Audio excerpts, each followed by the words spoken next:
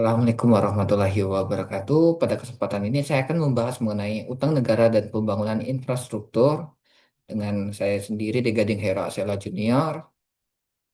Topik ini dipilih karena pembangunan infrastruktur merupakan salah satu prioritas pemerintah untuk mendorong pertumbuhan ekonomi, meningkatkan konektivitas antar wilayah, serta memperkuat daya saing Indonesia. Namun pembangunan tersebut membutuhkan pembiayaan yang besar sehingga pemerintah memanfaatkan berbagai sumber pembiayaan termasuk utang negara. Oleh karena itu, pertanyaan yang akan saya bahas adalah apakah utang negara merupakan beban bagi perekonomian atau justru menjadi instrumen pembangunan apabila dikelola secara tepat.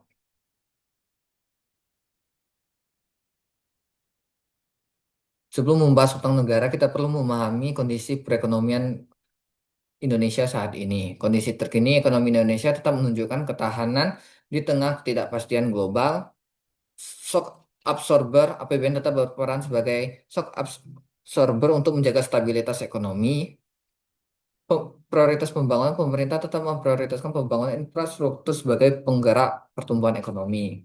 Lalu posisi utang pemerintah pada saat ini yaitu sekitar 9.637,90 triliun per 31 Desember 2025. Posisi utang tercatat sebesar 40,4,6% terhadap PDB, yang mana rasio posisi utang tersebut masih di bawah batas 60% sesuai dengan Undang-Undang Nomor 17 Tahun 2003. Mengapa pemerintah berutang untuk infrastruktur? Dalam teori ekonomi Keynes, pemerintah memiliki peran penting untuk menjaga aktivitas ekonomi melalui kebijakan fiskal. Kebijakan kebutuhan pembangunan sangat besar sementara penerimaan negara belum mencukupi. Pemerintah dapat menggunakan pembiayaan utang sebagai salah satu instrumen fiskal. Dari perspektif public debt theory, utang tidak selalu bersifat negatif. Utang dapat menjadi instrumen yang produktif apabila digunakan untuk membiayai investasi yang memberikan manfaat jangka panjang.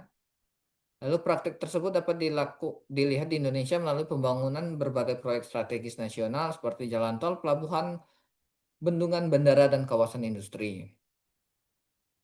Lalu peluang pembangunan infrastruktur. Infrastruktur memiliki kontribusi yang besar terhadap pertumbuhan ekonomi karena mampu meningkatkan efisiensi kegiatan produksi dan distribusi. Menurut teori pertumbuhan Solo, peningkatan modal fisik, termasuk infrastruktur, dapat meningkatkan kapasitas produksi suatu negara sehingga pertumbuhan ekonomi menjadi lebih berkelanjutan. Selain itu, berdasarkan konsep multiplier effect dari Keynes, belanja pemerintah untuk pembangunan akan menciptakan efek berantai. Proyek pembangunan menyerap tenaga kerja, meningkatkan permintaan bahan bangunan, menggerakkan sektor transportasi dan jasa hingga akhirnya meningkatkan pendapatan masyarakat. Oleh karena itu, apabila utang digunakan untuk membangun infrastruktur yang produktif, manfaat ekonominya tidak hanya dirasakan saat proyek dibangun, tetapi juga setelah proyek tersebut digunakan oleh masyarakat dan dunia usaha. Risiko penggunaan utang negara. Meskipun utang memiliki manfaat sebagai sumber pembiayaan pembangunan, penggunanya tetap memiliki risiko yang harus dikelola secara hati-hati. Yang pertama ada beban bunga meningkat, semakin besar utang, semakin besar pula kewajiban pembayaran pokok dan bunga. Apabila penerimaan negara tidak meningkat secara seimbang, maka ruang fiskal pemerintah akan semakin terbatas karena sebagian anggaran harus dialokasikan untuk membayar kewajiban tersebut. Di sisi lain, Bank Indonesia menyatakan bahwa struktur utang luar negeri Indonesia tetap tergolong sehat karena didominasi utang jangka panjang dengan rasio utang luar negeri terhadap PDB sekitar 29,6% pada April 2026. Hal ini menunjukkan bahwa pemerintah dan Bank Indonesia terus menjaga keberlanjutan pembiayaan serta meminimalkan risiko terhadap stabilitas ekonomi.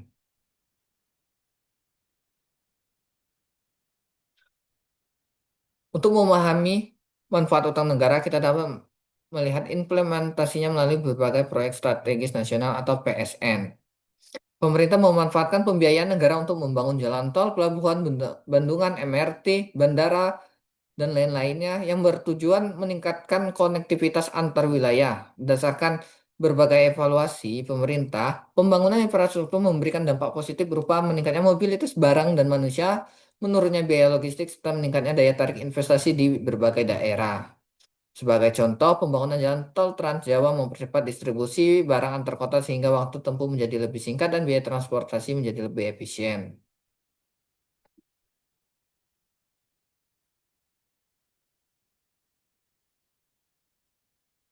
Menurut analisis saya, utang negara tidak dapat dinilai hanya berdasarkan besar kecilnya nominal. Banyak masyarakat menganggap semakin semakin besar utang berarti kondisi ekonomi semakin buruk, padahal dalam ilmu ekonomi publik, penilaian utang harus mempertimbangkan manfaat yang dihasilkan dari penggunaan utang tersebut. Jika utang digunakan untuk membangun infrastruktur yang mampu meningkatkan produktivitas, mempercepat distribusi barang, menarik investasi, dan meningkatkan kesejahteraan masyarakat, maka utang tersebut dapat dikategorikan sebagai investasi produktif.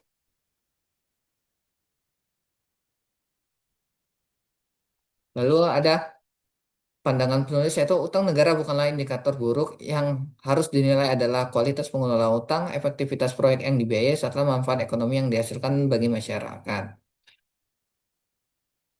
Lalu, berdasarkan analisis yang telah dilakukan, saya mengajukan beberapa rekomendasi. Pertama, pemerintah sebaiknya memprioritaskan proyek infrastruktur yang memiliki manfaat ekonomi tinggi, baik dari sisi produktivitas maupun pemerataan pembangunan. Kedua, setiap proyek perlu melalui studi kelayakan yang komprehensif. Tiga, pemerintah dapat memperluas skema KPBU sehingga pembiayaan pembangunan tidak sepenuhnya bergantung pada APBN maupun utang negara.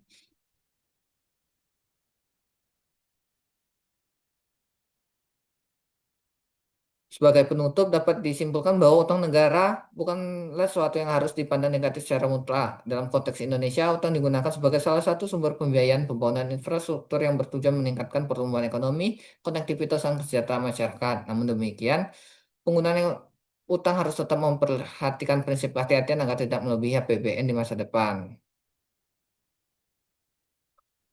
Demikianlah presentasi yang dapat saya sampaikan mengenai utang negara dan pembangunan infrastruktur, risiko dan peluang. Sekian, terima kasih.